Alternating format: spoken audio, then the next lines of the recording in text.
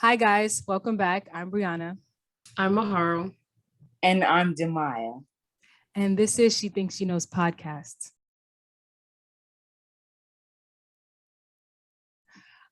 So today we have the senior project manager of Springfield, Myron Hatchett. And he's joined us here today to speak on his profession and sort of the work that's being done in Springfield, a little bit of background of how I met Myron. I was doing an internship last summer, 2020, for a school that was two schools being combined in Springfield. And one day I just seen Myron and I was like, oh, hey, because obviously he was another person of color that on a construction site, that's kind of a rarity. So I wanted to introduce myself, and he was very polite. And he told me, anytime you want to talk, just let me know. And so the time has come. So Myron, if you want to give a little bit of a further introduction, you can. Sure. Again, my name is Myron Hatchett. I was born and raised in Springfield, went to Springfield Public Schools. I left and went to HBCU, Hampton Institute at the time, now Hampton University, and then transferred to Syracuse University and never finished college. I started and had to return home and get a job. So I returned home and couldn't find a job actually, and but eventually got a job as a draftsman at Friendly Ice Cream Company, who built restaurants.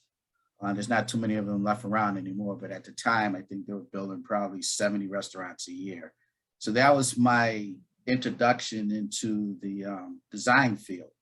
The fortunate thing for me at working with Friendlies, we did all the disciplines from civil engineering, mechanical, electrical, the HVAC, the architectural and structural. So even though we were just building restaurants, we did the entire package. So it was a great learning experience because I only spent a couple of years in college and had to drop out. So that was my beginning. And at night, I met an architect in Springfield, Black architect named Erskine Chafin. And I started working with him at night, moonlighting. And we still collaborate today. Erskine is in his 80s and he's still practicing. He's slowed down quite a bit, but Erskine is still practicing. So that's kind of my road to get into this profession. And years later, I kept at it and eventually got my license. So I am a licensed registered architect in the Commonwealth of Massachusetts.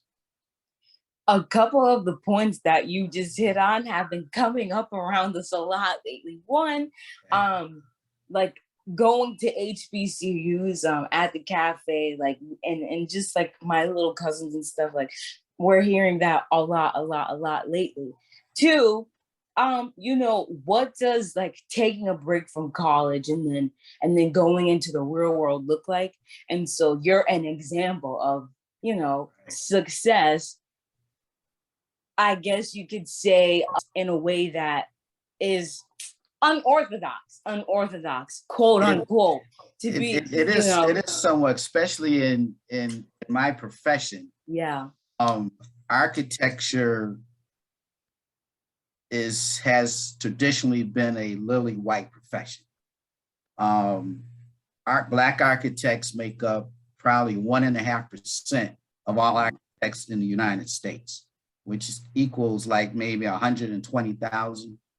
There's about 150,000 architects in the country, and we make up around 1,200, which is mind-blowing, even to today.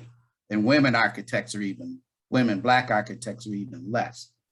My road was orthodox because I dropped out of college and looked for a job, couldn't find the job, and ended up enrolling into a local skills center to take up drafting because I was working. You guys travel up 91 every day to go to UMass. Well, I helped build 91 back in the day, working as a laborer in a hole in the ground 20 feet deep in up to my knees. And that wasn't fun. And then you get laid off. So still looking for work and entered the skills center as a draftsman, but I could already draw. So the director recognized that and basically gave me a certificate without having to complete the course. So I lucked out in that respect. And with that little certificate, I started looking for a job as a draftsman and eventually found one at Friendly Ice Cream Corporation. But to be an architect back then, you had to work 13 years, which is your apprenticeship before they would allow you to take. That's a long time. And that's what I did. I worked 13 years before I could take the exam. And the exam is a 9-part exam that was at the time administered over 5 days in the end of June. So you're packed into a gym in Boston with 200 or 300 other folks sweating and trying to, take this exam. It's similar to like the bar exam. So it's a course of 4 days, and each day you're in there for almost 8 hours. The last day is a design exam. So you got to design the entire building, and that's a 12-hour exam. So the first year I passed 5 out of the 9. I went back and passed another 2, and then went back to pass the last couple, and I passed 1.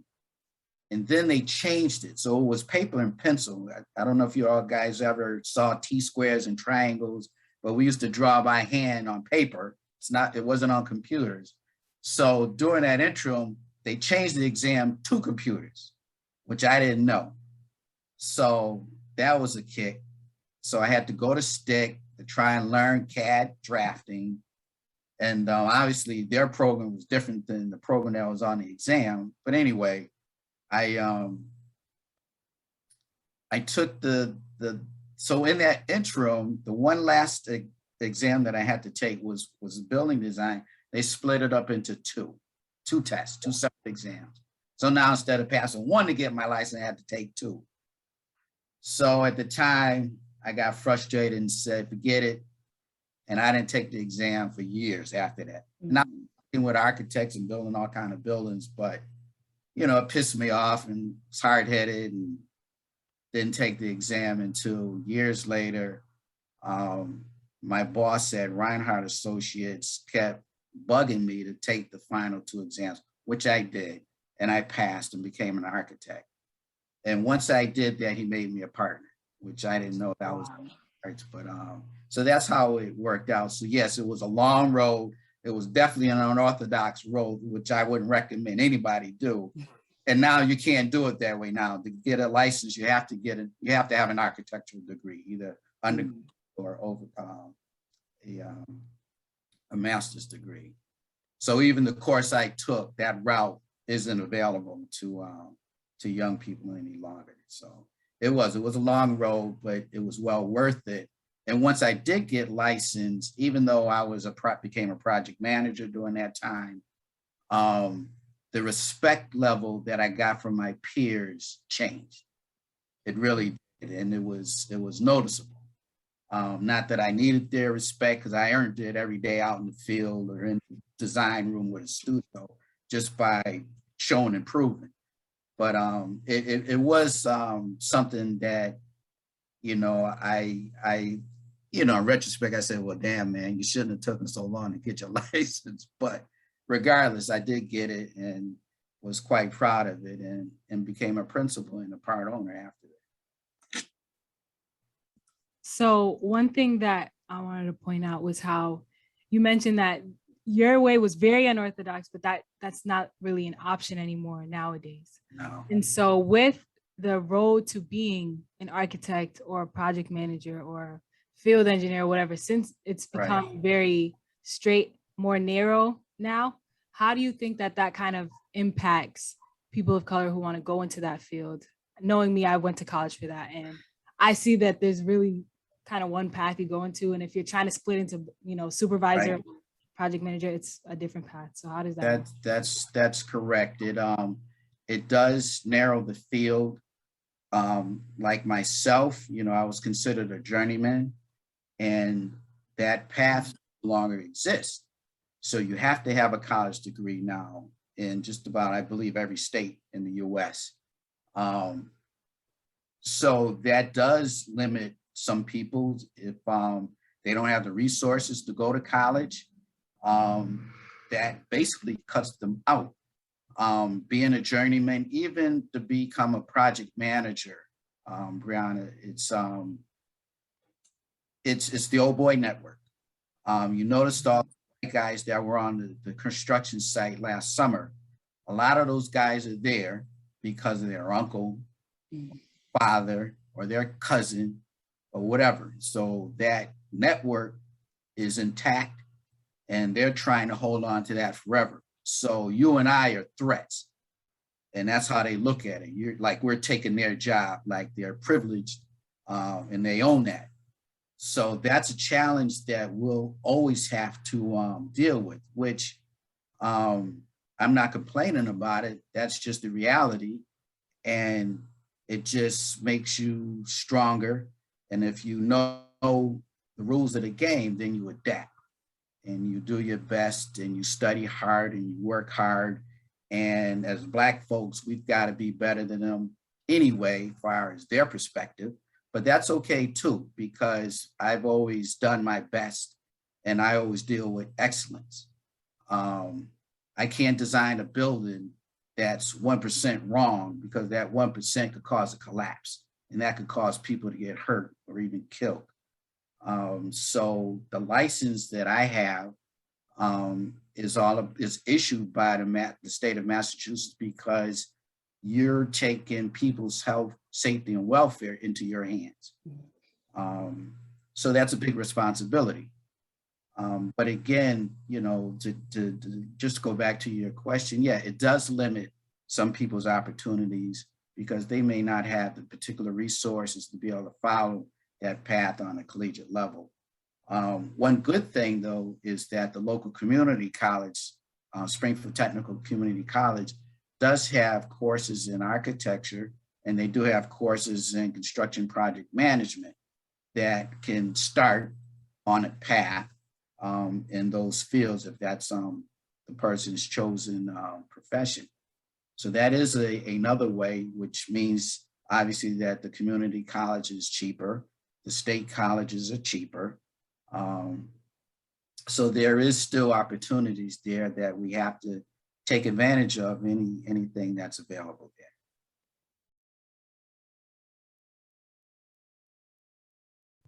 I really like what you said about how you acknowledged being a person of color in this industry and how people will see you. Can you speak more about that experience throughout the many years you've been pursuing and acting as an architect, and also as a person, as a Black man, why is you being in this position significant? Like, what does that mean? You know what, Maharo, most of my career, I've been the only Black dude there, either on a construction site, the only person there in a management position. You'll see twos and fews of Black men and even fewer women that are tradesmen. We're doing better now, but I've generally been the only guy. And in the offices that I've worked in, I've been the only guy. I did work for, again, Erskine Chafin, a Springfield Black architect, which was a great experience. And I was fortunate enough to work for another Black architect in Hartford, Milton Lewis Howard. So those two guys became automatic mentors, and, you know, they were both successful. They both had their own practices. I learned a lot. Milton in Hartford was a taskmaster, because he drilled into your head that you got to be better, you know, and it was something that, you know, at times, you know, you're like, dang, man, lighten up. But he said, my name is on these drawings, my name. And he took great pride in that. And that translated all the way through the rest of the staff. It wasn't a big staff. There was probably about 5 of us with the firm. But you got that sense of pride because he was a prideful individual, and it translated. So the work that we did, we wanted to make sure that it was tight, that it was correct, you know, that it was bulletproof. So, you know, that experience helped me greatly because it showed me successful Black men in a profession that's dominated by white men. So the importance of it is that it just proves that we got the goods. You know, there's no inferiority in there like we've been taught since we were young. In my generation, when I grew up, you didn't want to be Black. And that's crazy to hear. I'm 67 years old, right? And growing up, we used to see, you know, Tarzan was a big thing in the movies and on TV, and Black folks were made to look like pickaninnies and fools running around crazy and being ruled by a white man in the jungle in their own homeland, okay? So we didn't want, nah, that ain't me. I got Indian in me, you know. I'm not all Black, you know, so any excuse you tried to instill on yourself because we were made not to be proud of who we were. So again, I grew up in a time that I was able to experience that sea change, okay? So in the 60s, where Black folks started to realize who they were, that we were just as good and as talented and just as smart as anyone else, and that we started to embrace our African heritage.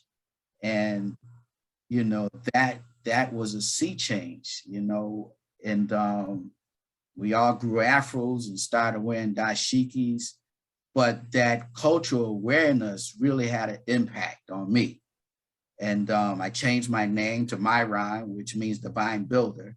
You know, I was named after my father. I was a junior. My name was Milos Jr. And even growing up, I hated being called a junior. I said, well, damn, man, why can't I have my own? But anyway, in high school, I changed my name, much to the chagrin of my parents.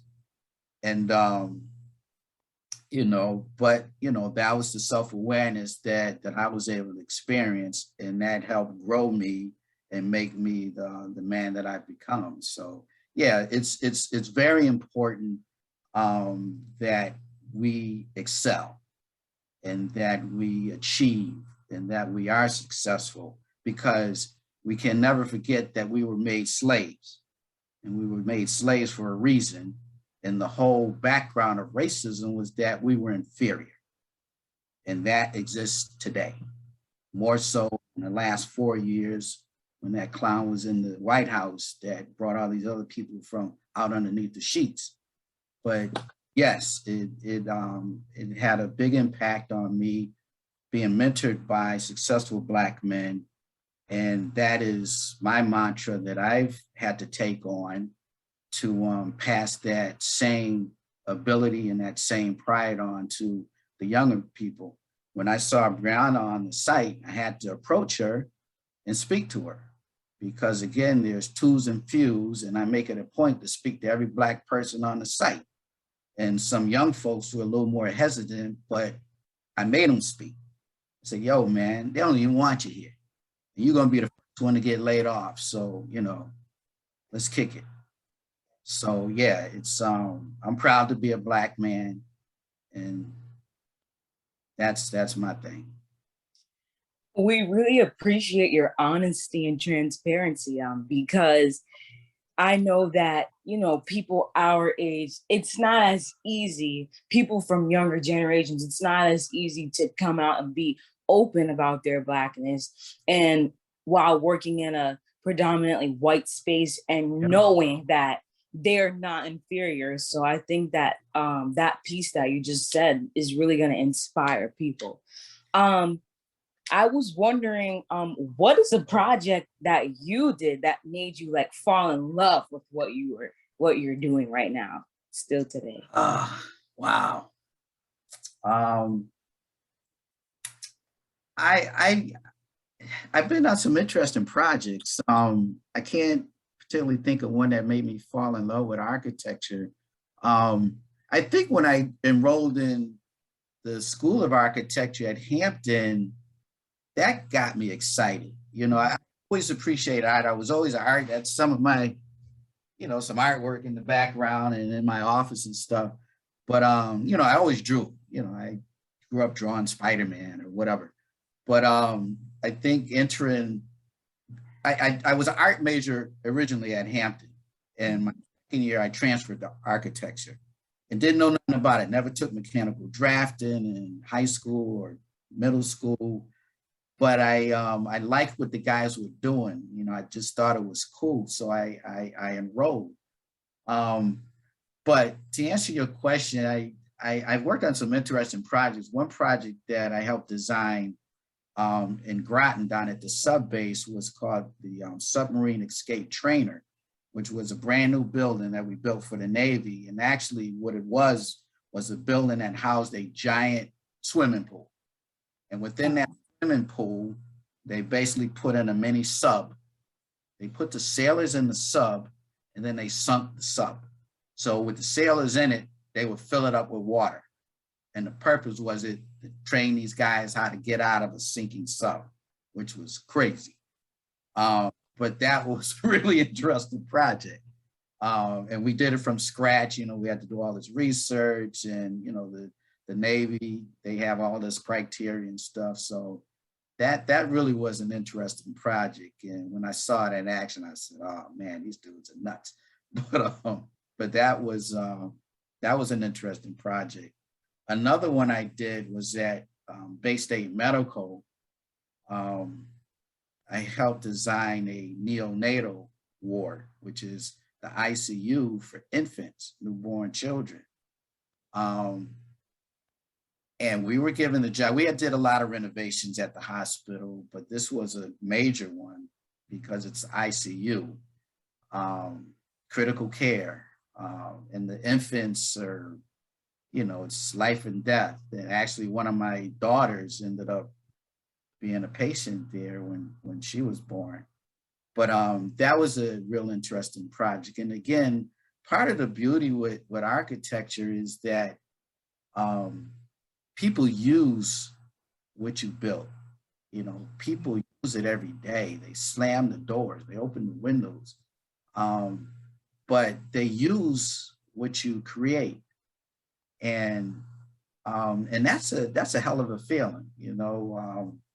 Like I said, my daughter ended up being a patient in that ward, which again gave me a sense of pride and some trepidation. I said, well, I hope I did it right, because I don't want to put my own daughter in jeopardy. But yeah, those are two interesting projects. I did. I designed the new aircraft hangar for the A-10s. That's the F-15.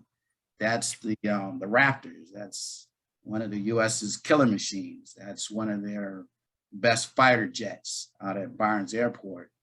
And that was an interesting project. I mean, they call them weapon system, but it's really a killer machine. But, you know, my task was to design it, take all the criteria, and get that thing designed and get it built. So those are covered. And I built a lot of schools, which are great projects, hospital work. I built fire stations, police stations, city halls, libraries. So those are some of part of my repertoire. So one thing you said, the idea of being able to make something that people use and also being able to go back and say like, wow, I made that. I always liked that. That was one of the reasons why I really like the idea of construction. Like for me, closing it more on like housing, any little project I had, I'm like, yeah, that's me. And I always go back to a story when I did Habitats for Humanity for an intensive in high school.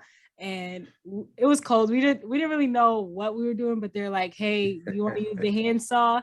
And so me and Mahara were cutting out the steps. So we didn't know I don't think I knew at the time that it was going to be the steps, but we were cutting it. And the whole time I'm like, oh my gosh, like these are uneven. Like it looks crazy. But when it came together, I was like, oh, that's us. We did, you know, like you feel like kind of a sense of ownership to it. And it's like every time I go down that strip, I'm like, yeah, when I was in Habitat for Humanity, I helped with That's those kids. So I definitely relate to that idea of being able to make something that's like, oh, people are going to use this. Right. But also, in you mentioning the many projects that you did, and you being someone who was born and raised in Springfield, I'm assuming you've had a lot of work. You've contributed to a lot of the structures here in Springfield, and you would have obviously more insight than us on the kind of life, the culture Springfield had in the past. So would you be able to kind of elaborate on what Springfield was like when you were being raised here, and what the I guess environment of it was like, with all of the renovations that were being made and all of that stuff? The back in the day, right? Like I said, I grew up in a great time. You know, I grew up in the late 60s and 70s and 80s. So coming up, there was a cohesive Black community basically around Mason Square. Originally, it was called Winchester Square, named after a former mayor. And some of my elders got it changed to Mason Square because Mason was a Black philanthropist from Springfield. He made his fortune during the gold rush during the 1840s. So Primus Mason was his name, and we got it named Mason Square. So that was and that was great. That was huge because that was like the first time something got named after a Black person in this town.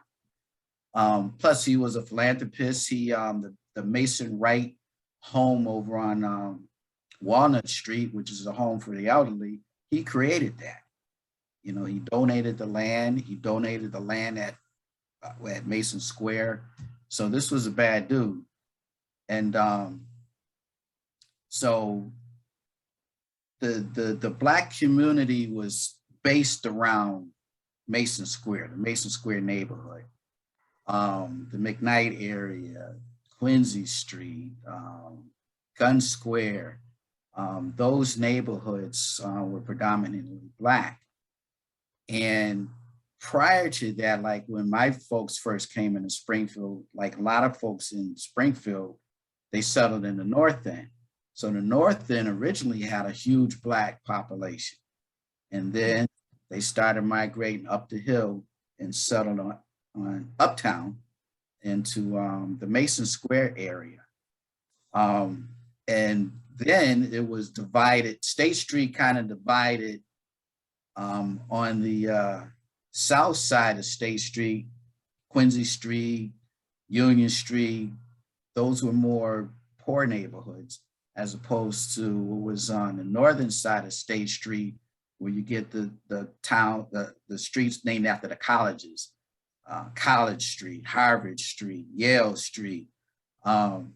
So when I was born on Oak Street, right down the street from the Dunbar Community Center. And like I said, my parents were acting like the Jeffersons, so they moved across State Street to Lafayette Street, you know, to little better homes. And but a lot of Black folks did. So again, the Black neighborhood was all there. And that's how it was basically when I grew up. Everybody knew you on your street. You know, everybody knew everyone. It was a pretty close-knit and a fairly unified neighborhood. And if you got in trouble, the word got home that you screwed up before you did, because everyone knew everyone, and Mrs. So-and-so saw what you was acting up around the corner. So, you know, that got home before you did, you know, but that's how it was for me growing up. It really was. And there were Black community leaders that, you know, they were out for the community. Bob Hughes started NES, which was Northern Educational Services. Roger Williams was a developer who built Bergton Circle and apartments on Union and Quincy Street and down on Rifle Street. We had educators that were like the first Blacks in the public school system: Al Pryor, Dorothy Pryor, Shirley McLean, Rebecca Johnson. who Yeah. was the school was named after that I built. She was Springfield first Black principal. So these folks were tough, you know what I mean, and they were of my parents' generation. So these were folks I was always looking up to, and they were keeping an eye on me because they knew my parents. So you know, you always had folks looking after you. And the change was that I see it when Black folks started moving out to the suburbs. Again, you know, trying to be upward mobility, getting better jobs, trying to get better homes. But that, in my opinion, started to fracture the Black community as it got spread out, as it is today. I'm out in the suburbs. I'm on South Branch Parkway, where my parents moved out here when I was in high school. And so that's had a big effect on the Black community in Springfield, in my opinion. I was born here, so I feel free to be critical of my hometown. And our so-called Black leaders, if that's what you want to call them, and I'm not trying to be overcritical, but I believe some are more out for themselves than they are for the community. You know, they're more out for a photo op than they are for doing the actual work.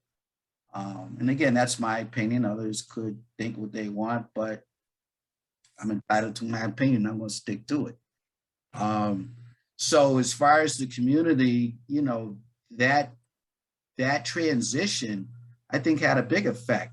Again, when I was growing up on Hancock Street and Walnut Street, there were probably 5 Black-owned bars and clubs. Downtown, there was a bunch of clubs. Not that that was our only business. We had insurance companies. There was Mr. Mullins he had a major printing company in Springfield. So there were a lot of individuals that were entrepreneurs and had their own businesses that I was able to take advantage of as a young person. Mm-hmm. Again, those individuals left a heck of a mark on Springfield, and they're not always publicized, but they're giants as far as this town and this community. They're giants. That sounds like a time I would have wanted to experience, because back in the day, everyone, they're like, Springfield, man, Springfield was lit and all this stuff. I'm like, really? Where? Like, yeah, you know, I mean, you guys have probably heard of the Harambee. You know, they brought it back, which were young like yourselves. They started. We attended. We actually attended Hickory Street. And yeah, just 2 weekends ago, they brought the Harambee back a couple of years ago. But the Harambee used to be at the DeBerry Playground that I've taken over, building a new school on right now. But, you know, we used to get national acts. They used to come, and that was something that we always looked forward to. You know, this is long before the Stone Soul Festival, but the Harambee was something that everybody looked forward to because it was a Black holiday. You know, it was the whole weekend, and you would see people you hadn't seen in a long time. So it was a real community event. My parents always tell me about the Harambee back in the day and how this is the only weekend I could stay out all day and all night. And everybody used to come to Springfield, all these famous people. No, it's true. You would hear the music all half the night, all over different neighborhoods. But yeah, it was a great experience. It really was. Okay, so now we're going to take a break. Myron just gave us a good background about himself and sort of the development of Springfield. And when we come back, we're going to get more focused on his work and the projection, I would say, of Springfield in general. Yeah.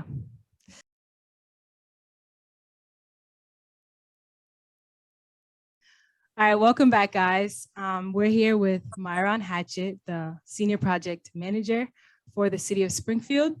Prior to this break, we were talking about how he got into architecture, what the culture was like in Springfield, and a lot of the projects that he had his hands in.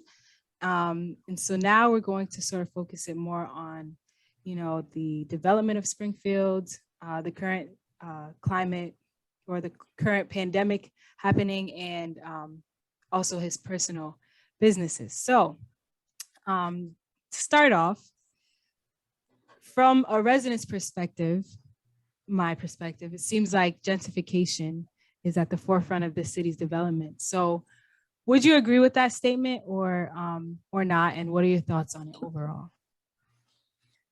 Yeah, gentrification is definitely happening all over the country. And yes, in Springfield, as we touched on earlier, the Mason Square neighborhood, the Old Hill neighborhood, the Black community has become dispersed and moved to the suburbs or other areas of Springfield. And that has had a big effect. And other folks obviously have come in to take the place. So yeah, it is real. I don't, I guess you have mixed feelings about it. Things change, people move, life goes on. But that sense of neighborhood and community, I think, has been lost to a certain degree. So yeah, gentrification is real. It's gentrification gets replaced by a suburban nation. So the shifting populations definitely have an effect. There's a large Hispanic population that is moved in. There's a Russian population, there's a Vietnamese population, again, that's moved into different neighborhoods in Springfield. And in certain respects, they tend to have a little more unity, for one, by speaking the same language, looking out for each other. And it's a challenge that Black folks have always had, to remain unified. So yeah, gentrification is going on. I bought a house, my first home I bought in the Hill McKnight area on Clarendon Street, and raised all my kids there. And, it was a street full of Black folks.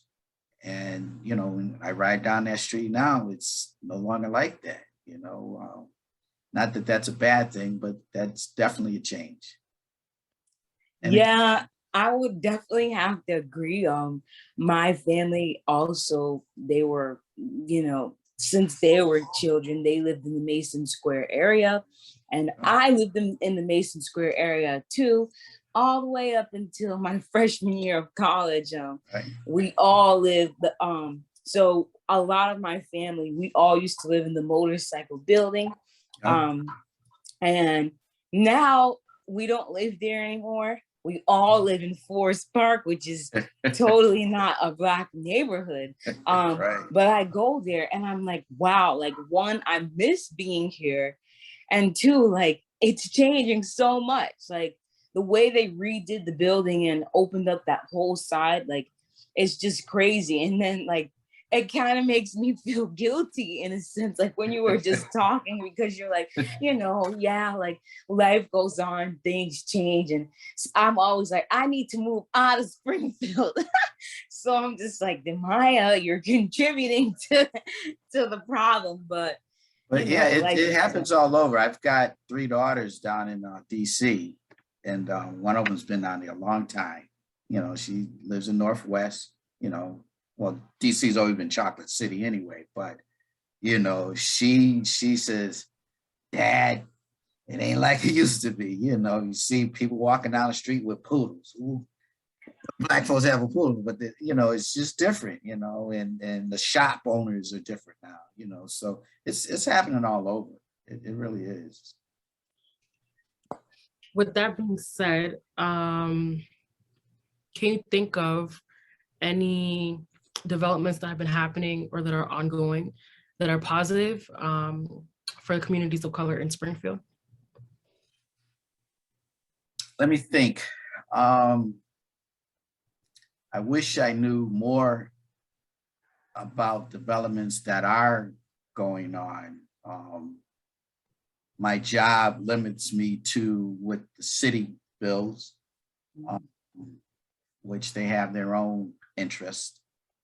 And to be quite frank, I can't think of, well, let me backtrack a little bit. There are Black builders, there are Black developers. One in particular, Austin Graham, is a developer who's been building homes, and beautiful homes, for a number of years. He's got the houses that were just built up on Berkshire and Basin. He built the homes out here in the suburbs off of White Oak. Beautiful homes, selling for $400,000. So those are homes built and developed by a Black man, financed by a Black man, that are affecting those particular communities and providing home ownership to people. And again, beautiful homes, well-built homes. And there are other builders around that are doing maybe smaller projects, individual homes. I designed and built a home myself that I put on the market and sold a couple of years ago. It's a home, but that helped that particular family. And I ride by there now, the grass is cut, the grass is beautiful. So, you know, they've taken ownership and done well with it. But more in our own community, or the Black community, or Mesa Square neighborhood, you know, the motorcycle building is being developed, but again, that's being developed by a very rich development group called First Resources from Boston.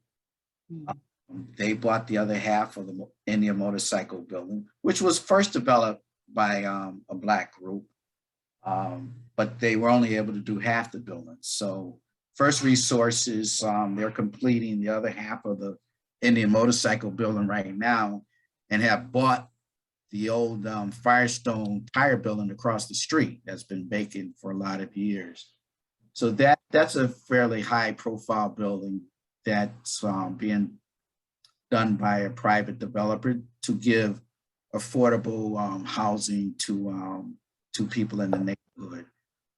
Beyond that, there's nothing that's really jumping out at me real quick.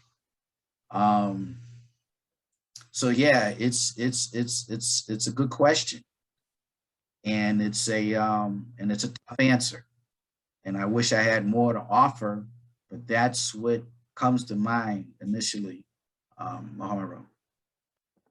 Are you aware? I don't know how like in the loop you are, or I know the pandemic has changed a lot with like community forums and things like that, but are you aware of the community's own like expression, or like what they want to see in terms of development, like with gentrification happening? Are you aware of like the community voice as the architect yourself? No, I'm not. So in that respect, maybe I am out of the loop. You know, I've got an ear to, you know, fairly much what goes on in the community, but no. And that forum is something that should be heard, because you have to talk to people in the community to find out what they really need or what they really want, as opposed to someone saying, here, this is what we're going to give you. Like the Indian Motorcycle development, I'm not aware of any meetings that they came in and saying, well, what is it that you guys really want? As opposed to, this is what you're going to get. And that community engagement can be done, and it should be done. When we started working on the Brightwood project downtown, Brianna, and now the DeBerry project on the Hill, we did have several community meetings. I think with DeBerry, we started a year and a half ago at the DeBerry Elementary School, and inviting the neighborhood in to get their feedback. to get their ideas. And the same thing happened down in the North End. What is it that you want? And some of those ideas and things we were able to implement into the design. So the forums that you're talking about for community development is real important. Just not sure and I'm not aware of what those forums are and what input potential developers are receiving from them. So I'm curious to know, with this pandemic going on, you said you mainly just work on what the city sort of puts in front of you. So their projects, which are different from just the overall projects happening in Springfield. Right. So I'm a city employee. So yeah. The mayor's my boss. So with that, have you seen a shift with the pandemic? Have you seen a shift in sort of the industry and in general? And has there been, a different strategy to placement of buildings or timing and any of that stuff? The pandemic has had a huge effect on design and construction. The city has had, they've had to, change the way they have delivered services. City Hall was closed for a good period of time, except for essential workers. I was an essential worker because, again, I oversee safety and health and welfare. So we continued to work straight through the pandemic and didn't lose any time. So yeah, on the city side anyway, there's been a shift in how services are delivered, and in some respects maybe a little better, because in certain respects, like even on the construction site, we had to work more together. We had to help each other more because it was the nature of it. We had to make sure things were clean and sanitary. There was trouble getting supplies and materials, so those things that were available were shared more. So there were lessons learned that helped us get through the pandemic. When we built the Brightwood School, it was right through the thick of the pandemic. I mean, right in the heart of it. And we didn't lose much time, and we still got the building built on time and on schedule, which was a big effort. And on the design side, I think the schools have become more aware of air quality. So there are scrubbers in the building. We've changed HVAC systems. We've done the visible things, hand washing stations and, being more sanitary. We, I don't know how much it helped, but we disconnected the electric hand dryers and use the paper towels, and we're not trying to spread stuff in the air. So there was changes on different levels, but air quality is a big one. And that is also translated into what the architects are doing to make the buildings a little more airtight, to have the right amount of air changes, to have quality filters in the HVAC systems, to take advantage of sunlight. So if you're building something new, you can try and orientate so you've got more natural light that is always healthier. That also induces better learning environments. So yeah, there has been changes because of the pandemic in those areas that I think are off for the better, and hopefully they will remain.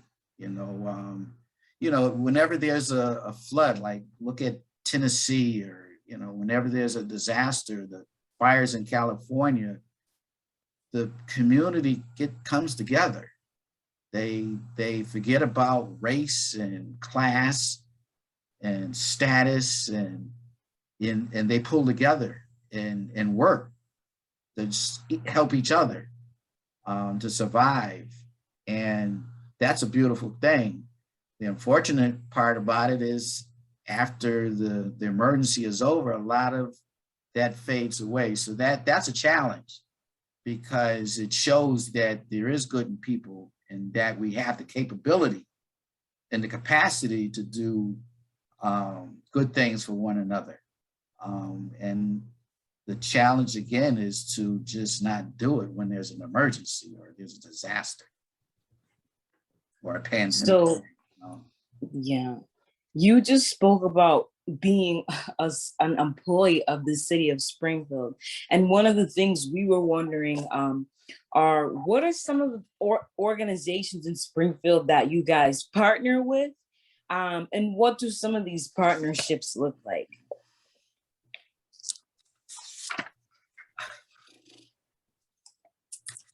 The city does. For example, I'm with the Black Men of Greater Springfield, and we mentor mainly Black boys. That was our original mission, and we started branching out to deal with girls. And we've gotten support from the city through financial means, but also through the school department, through some of the teachers, especially through the superintendent who has provided lesson plans to us so that we know what the students are getting in class, so we can try to dovetail that in on the service that we try and provide. So we're all kind of on the same track of what the kids should be learning in school instead of just trying picking and choosing what we think they might be lacking. So our group personally has received great support from the school department in particular and from the city, which has helped, a couple of generations of our young men. But other community groups, I'm not involved in a lot of community groups. That's a personal choice. I've been grinding, doing my thing and helping young people and trying to get young people jobs and internships. So to answer your question, other groups that the city engages with, I don't know. But I do know that when we built Brightwood School, we engaged with the New North Citizen Council. And when we started developing DBER, we got a hold of the Old Hill Neighborhood Council just to get people at the table so we could at least get their ideas. But citywide, I'm lacking in that knowledge. So there was something I wanted to touch base on, but it left me. So I'm going to come back to it when I have it. But so moving into sort of the label that's been put on Springfield. So as you may know, or may not know, because I don't know if it's something that's been put on the city for a long time or if it's new, but Springfield has been labeled as this very dangerous city that many people are like, it's violent, it's gang filled, or whatever the case may be. So what do you feel like needs to be done to make Springfield a place that people can see in a positive light, while also making it a place that the community recognizes? So I know you mentioned that with a lot of the school projects, or if there's a project happening in a neighborhood, you guys try to get the city involved.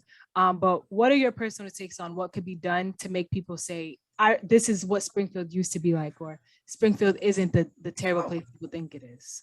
I've raised all my kids in Springfield, and they've all done well, fortunately. And I think Springfield is a great place to raise a child. And we've got a good school system. We've got fairly safe neighborhoods. There's danger in every city in this country, even in the country. So, I'm not just taken aback if there's a comment, oh, Springfield's dangerous. I don't necessarily agree. Of course, there's crime, there's murder, there can be violence, but overall, I think Springfield is a fairly decent city to raise a child in or raise a family. What could help enhance that image? The city needs to promote the good things. They do to a certain extent. And if there's something bad, I don't think you can just sweep it under the rug, but you put a positive spin on it. There's crime, but maybe crime is down. I know the dropout rate in Springfield has dropped quite a bit. Where the dropout rate in Springfield at one time was like 50%, and now it's down into the teens. The test scores have all gone up. So things of those nature have to be promoted because people are looking for a safe place to raise their family, safe and a place that they can get a decent education. My children went to public school. I've got one that's a doctor, another that's in med school, and one that became a VP at Comcast. So, I'm blowing my horn a little bit, but, they've done well. And they all came out of public school here in Springfield. The city needs to, I think, be more bold in their thinking and in their development. You compare Springfield to Hartford, and there's a big difference. Hartford is smaller than Springfield. Hartford's population is smaller than Springfield, but if you ride through Hartford, Hartford is much more city style. They got their baseball stadium built. For example, the Civic Center. The Springfield built the first Civic Center in New England. Not just Mass, in New England. And they built a little dinky 7,000 seat arena, which at the moment was wonderful. But a few years later, Hartford said, oh yeah, watch how we do it. So they messed around and built an arena twice as big, the Hartford Civic Center, brought in a professional hockey team, the Hartford Whalers, and took all of Springfield's business. Springfield's casino. It's a joke, in my opinion. But we second that. So I sat on the historic commission once upon a time, and I'm not trying to digress, but so I was seeing the plans initially that they were proposing, with the tower, the high rise, the skyscraper, and all of this stuff. And it's the okie doke. Here you see it, now you don't. And they substituted a 26-story hotel tower for a 6-story hotel tower, claiming they were saving all this money, but yet the project still ended up being a $900 million project. So where did all the savings go of those 20 stories that they didn't build? I don't know. But anyway, I think part of the city's problem is that they never thought bold enough. And it's never too late. The Riverfront Park, compare that to Hartford's Riverfront Park. It's a joke. So those are some of the things that I see that the city just doesn't think big and bold enough. And if they did that, I think it would also help improve the image and bring more people into Springfield that will want to live, shop, and work here. I definitely agree with that. I've gotten, because prior to growing up here, I did spend a lot of time here growing up, but I never actually paid attention to Springfield. I was always like, there's nothing here in Springfield. Me and Demaya always talk about how downtown is not active at all on weekends, not active at all. And I'm now at the age where the downtown area is supposed to be my hang spot, like as a young adult, you always imagine, oh yeah, we're going to hang downtown. Like when you hear downtown, you think stores, entertainment, Right. all of that stuff.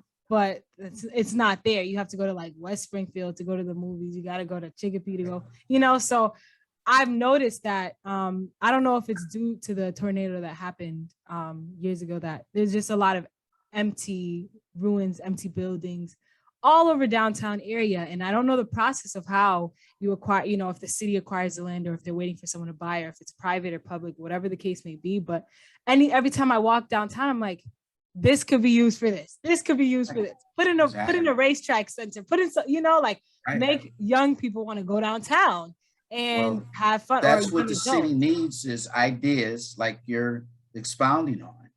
Yeah. And at some point, because you guys have got an interest in community development, that you may start to find out how to start financing that. For example, the city is all this COVID money, okay? And they ain't spent. And they bought 3 buildings downtown, okay? That, well, we're gonna develop them. Well, the city ain't gonna develop them. They gotta find a developer to develop, you know? And there's a lot of, the government can play a role because they can offer tax breaks. They can do this and do that. But those ideas is what the city needs, and they need to think bold. You know, they've been too timid, in my opinion. If they need bold, Is you guys, no, seriously, you guys keep it under wraps, because I'm going to tell all 3 of y'all something. There's no expiration date on a dream. It doesn't exist. There's no expiration date. If you got a dream, you can work on that thing as long as it takes. As long as you keep your eyes on the prize, that's something that you can shoot for and keep working your plan. And I got to bring this party and that party and this financing arm or this bank or whatever. So just keep that in mind. Keep a notebook with them ideas and them properties, and, you know, there's a consortium that's going to come about and say, okay, I got the idea. Here's the plan. Here's the business plan. Help us implement it. Wow. Oh my gosh. I'm just like, oh my goodness. Like that perspective, it was just so great. And I'm obviously like developing, and development is not really my lane, but I'm so excited that you just gave my friends that that outlook on it, because I'm gonna push them to do whatever they can, because it's really important. And I think that, you know, like you never know if you don't try, like, you know what I mean? So, oh, thanks for that. There's all right. So there's a new Black-owned club, Dewey's Place on Worthington Street, where Fat Cat, young Black man from Springfield. White Lion Brewery. We were hanging out there Saturday night with a Biz Marquee tribute. Black man, he's not from Springfield, but a young Black man started his own brewery company. Level 5 up on Andrew Street, opened up by a young Black man. And these are young folks. So again, I give young people the props because they are pursuing their dream. And these, Ray Berry, he's not as young as the others, but the other cats, early 30s, you know what I mean? So, you know, it's something inspired. There are guys to meet, say, well, how did you do it? You know, how did you finance it? How did you get your license? So, you know, so those are some recent examples. Wings over Springfield, you know, and there's Black restaurants all over the place. This month we had, you know, Taste of Black restaurants till the end of the month. So, you know, there's Black entrepreneurs. Everybody's not cut out to be an entrepreneur, but we can support them and help them become successful. That was wow. I didn't even know there was a Taste of Black restaurants thing happening like at all. Yeah, we were on it. You Put our guys, oh, that it was the That's right. page that put out. Yeah, Oh, okay. But That's what? right. Your family's restaurant is on it. yeah. Look at that. So Oh, I know. So speaking of entrepreneurship, you have your own business too called Born Design. So if you could let us know a little bit more and the people know, let them know a little bit more about what your business is and how you manage running your own business as well as working for the city. Well, Born Design is a consulting firm, a design consulting firm. Since I've been working, I've been hustling, doing drawings, designing houses, people's house additions, people's stores. I did additions to Harold Funeral Home, Henderson's Funeral Home. It's just was hustling. I survived 3 recessions, and when I was out of work, 14 months one time and 12 months another time, you got to hustle. So I did drawings for contractors and builders, and so it was basically a hustle. I went on my own a couple of times and partnered with another guy. So, so I've been at it for a long time. And more recently, I'm trying to not do it as much because I'm getting tired. So yeah, it's a big effort because you work all day and then you work half the night. Actually, I'm working on a lady's house plans right now. So, I still do it. And actually, I'm doing a duplex for a lady that it's kind of funky. It doesn't look like your regular, typical duplex that you see. Anyway, so yeah, it was out of necessity originally, by being out of work, and I said, well, I can draw and I can design, so might as well put it to use, and it served me well. So yeah, and I try and help people all the time if I can. But lately I've been concentrating more on trying to introduce young people into this profession, like yourself, Brianna. It was a pleasure meeting you on the job site with Dan O'Connor last summer. So I said, we got to kick it up a notch. So I've got a young lady working at DeBerry as an intern. She's a graduate from Putnam High School, and she's attending, actually she starts next Monday to Western New England College, taking engineering and project management.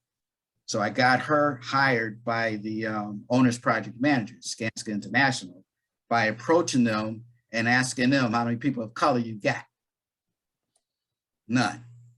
So I said, well, we're building in the community. I think y'all need to consider hiring somebody. And they did. So I got her an interview. They hired her. She's been working there all summer, and they've offered to keep her employed throughout her school year, whatever hours she chooses to make. So she's got a job with them. And when she finishes, she's going to be making 6 figures. I got another gentleman also from Putnam, who was hired by Fontaine Brothers, who's the construction manager on that team. It's not Dan O'Connor on this one, it's Fontaine Brothers. So he is going to Fitchburg State as a freshman, also at the end of the month, but he's worked with them all summer. So they're both working on my DeBerry project. And then I approached the architect, who was from Boston, and asked them the same question. They said, oh, Myron, we can't find anybody. So, we've heard that a million times. I said, I'm glad you said that because I got somebody for you. So actually I contacted Portelia, and I said, I'm looking for a couple of candidates to, do an internship with this architect. She sent me 2 names and their resumes, sent them to the architect, and they hired one. They told me they only had 1 position, but they hired that gentleman, and he's worked all summer. And actually, I finally got to meet him just yesterday because we had a ribbon cutting for the new school. And they brought their entire firm down. So they were there for the ribbon cutting ceremony. And I was introduced to him by the principal who I first approached to get him a job. And he was real thankful, but I had never met him. And when he walked away, he turned around and came back and said, how did you find me? Since we don't know each other. I said, so I told him he got referred to someone I did know in Boston. So those connections mean a lot. When they say it's about networking, that is true. And he's got a job already. They promised him a job over semester break. So those three individuals have gotten their foot in. And they're not even in college yet. Well, one is the guy in Boston, he was a freshman. But these other two, they're just entering college at the end of the month. So these connections, and with you guys too, it's important to try and intern. If there's not a mentor available, then find one and make them step up to the plate. If y'all can use me up, because you're the generation that's doing it. And I'm being in all honesty with you ladies. I'm very proud of what you're doing, and it's necessary. Black folks have a lot to offer. We're the most talented folks in the world. We're always creating stuff and inventing stuff, and we need to keep it up, because as you can see, the last 4 years, a lot of things turned against us, and it wasn't anything new. Those attitudes have been prevalent for the last 400 years. So we got work to do, always. Wow. I will definitely be contacting you, because wow, that was really great. I really appreciate that. And honestly, I don't know if we've said this, but the work that you're doing is very much appreciated, because I personally have you're the first Black architect, Black project manager, Black anything that I've met in the construction field that has a position of influence that kind of connects to me. And I remember going back into the internship when you were like, if you see someone like us on the job, speak to them. And I made it a point to go out and talk to the people. And anytime I see someone, there wasn't that many. And I'm like, oh, hi, what's going on? Because it just it changed my outlook on the whole project in itself. Me being in the office with, white males, it wasn't, I was lucky enough to be able to escape to the job site and say, let me see what everyone else is doing. And while I made great relationships with my coworkers and everything, it was also really nice being able to walk the site and talk to some of the people that look like me, like, oh, hey, like a casual thing. So I definitely appreciate that. And this conversation just very inspiring. It's important. It's important. With that being said, we're going to wrap this episode up. Myron, thank you so much. You just going from sharing your story and then to sharing your philosophy, I think that was very powerful. That resonated a lot with us three and inspired us a lot. I can just feel it. And I feel like that's good. That's good. Yeah. And I think it does the same thing for our audience. To our audience, thank you guys so much for following along. Myron is proof that this season has been so strong with guests. Make sure to look out for other content coming up, and subscribe to our YouTube channel if you haven't already, and stay tuned for more. Bye, guys. All right. Thank you for having me.